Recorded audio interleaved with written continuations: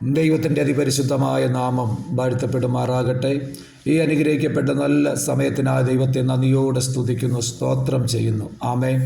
പ്രിയമുള്ളവരെ, ഒരു ദൈവവചനം വായിക്കുന്നു. ഞാൻ സകല ജഡത്തിൻ്റെയും ദൈവമായ യഹോവയാകുന്നു, എനിക്ക് കഴിയാത്ത വല്ല കാര്യവുമുണ്ടോ? ആമേൻ. ഈ തിരുവചനത്താൽ ഒരു നിമിഷം പ്രാർത്ഥിക്കാം. പരിശുദ്ധനായ ദൈവമേ, സ്വർഗീയ പിതാവേ, അവിടുത്തെ പുത്രനായ യേശുവിൻ്റെ നാമത്തിൽ പ്രാർത്ഥിക്കുന്നു.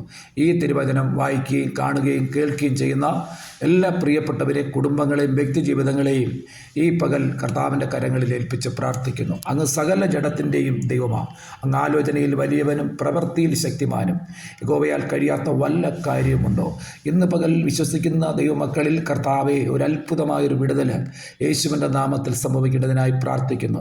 ആമേ. തകർന്നിരിക്കുന്നവർ, രോഗികളായിരിക്കുന്നവർ, ഭാരത്തോടിരിക്കുന്നവർ, ക്ഷീണത്തോടിരിക്കുന്നവർ, മനസ്സ് തകർന്ന് കർത്താവെ ആരോടും ഒന്നും പറയാൻ കഴിയാതെ വളരെ നിരാശപ്പെട്ടിരിക്കുന്ന കുടുംബങ്ങളെ കർത്താവിൻ്റെ കരങ്ങളിൽ ഏൽപ്പിച്ച് പ്രാർത്ഥിക്കുന്നു.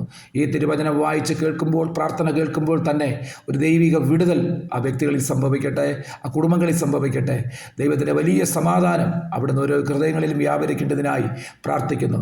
മനസ്സൊലിവുള്ള കർത്താവെ, സ്നേഹവാനായ കർത്താവെ, അവിടുത്തെ നാമത്തിൽ ഞങ്ങൾ ആശ്രയിച്ചുകൊണ്ട് പ്രാർത്ഥിക്കുന്ന എല്ലാ പ്രിയപ്പെട്ടവരെയും ഒരിക്കൽ കൂടി കർത്താവിൻ്റെ കരങ്ങളിൽ താഴ്ത്തിയേൽപ്പിക്കുന്നു.